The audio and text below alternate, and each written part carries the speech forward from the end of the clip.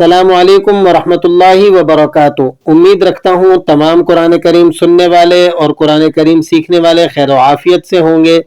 محترم سامعین، آج کے قائم کردہ موضوع کی طرف جانے سے پہلے بنیادی بات سن لیں۔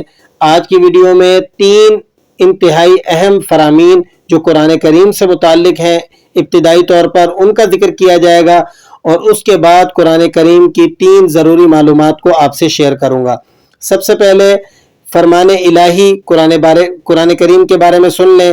اللہ رب العزت فرماتے ہیں، ہم نے اسے عربی زبان کا قرآن بنایا ہے تاکہ تم سمجھو۔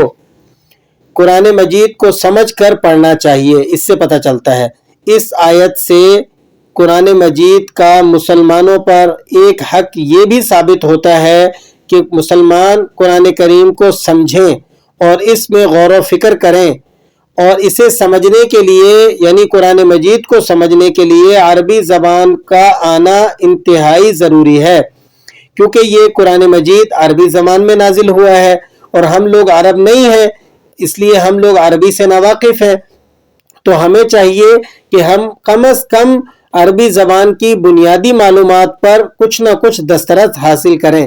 اس کے لیے ہم مستند علماء اکرام کے جو ترجمے ہیں، ان کی تفسیریں ہیں، ان کا مطالعہ کر سکتے ہیں، یا آپ اہل حق کی ویڈیوز دیکھ سکتے ہیں قرآن مجید کو سمجھنے کے لیے۔ افسوس اس بات پر ہوتا ہے کہ فی زمانہ مسلمانوں کی کثیر تعداد قرآن مجید کو سمجھنے اور اس میں غور و فکر کرنے سے بہت دور ہو چکی ہے۔ اللہ تعالی ہم سب کو ہدایت عطا فرمائے۔ ٹھیک ہے، اب دوسرا فرمان جو قرآن کریم سے متعلق ہے وہ سن لیں۔ فرمان رسول صلی اللہ علیہ وسلم ہے، تم میں سے بہتر وہ شخص ہے جو قرآن سیکھے اور اسے سکھائے۔ قرآن سیکھنے کو نبی علیہ الصلوۃ والسلام بہتر فرما رہے ہیں، یعنی بہترین شخص کی یہ عادت ہے کہ وہ قرآن کریم سیکھے گا۔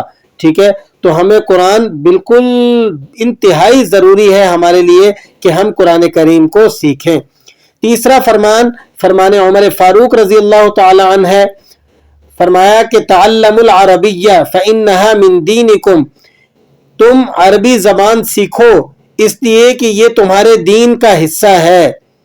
عربی زبان یہ دین کا حصہ ہے، اس لیے کہ قرآن کریم اور نماز میں پڑھی جانے والی دعائیں اور دیگر احادیث مبارکہ یہ ساری کی ساری کس زبان میں، کس لینگویج میں ہے؟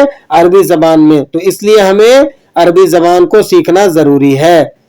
اب چلتے ہیں قرآن مجید کی معلومات کی طرف، جو ہم نے شروع میں عنوان قائم کیا تھا، 3 ضروری اور بنیادی معلومات جو قرآن مجید سے متعلق ہیں اور جو آج کی ہماری ویڈیو کا دوسرا حصہ ہے۔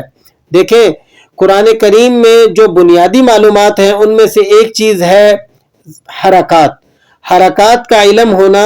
یہ قرآن کریم کو سیکھنے کے لیے انتہائی ضروری ہے۔ تو سب سے پہلے یہ بات دیکھ لیں کہ اگر قرآن مجید میں کسی حرف پر ایک زبر آ جائے تو ہم نے اسے کہنا ہوتا ہے کہ اس کے اوپر فتحہ ہے۔ قرآن مجید میں کسی حرف پر ایک زبر ہو تو ہم کیا کہیں گے کہ اس کے اوپر فتحہ لگا ہوا ہے۔ اور اگر قرآن مجید میں کسی حرف پر 2 زبریں لگی ہوئی ہوں، کسی حرف پر قرآن مجید میں 2 زبریں لگی ہوں تو ہم اسے کیا کہیں گے؟ فتحتانی۔ اسی طرح قرآن مجید میں اگر کسی حرف پر ایک زیر لگی ہوئی ہے، جیسا کہ دیکھیں مثال میں من دون اللہ میں میم کے نیچے زیر ہے، اسی طرح نون کے نیچے زیر لگی ہوئی ہے، لفظ اللہ کے نیچے زیر لگی ہوئی ہے، تو ہم اسے کیا کہیں گے؟ کسرہ۔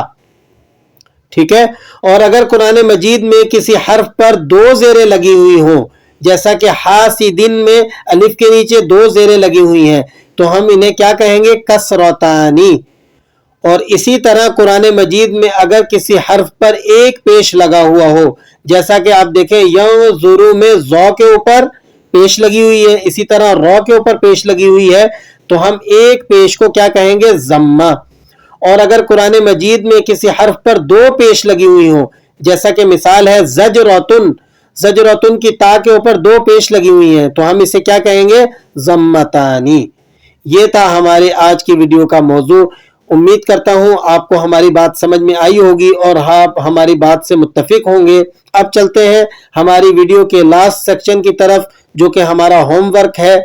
آج کا سوال ہے ہوم ورک کے اندر کہ قرآن پاک کی اس سورت کا نام بتائیں جسے قرآن کا دل کہا گیا ہے۔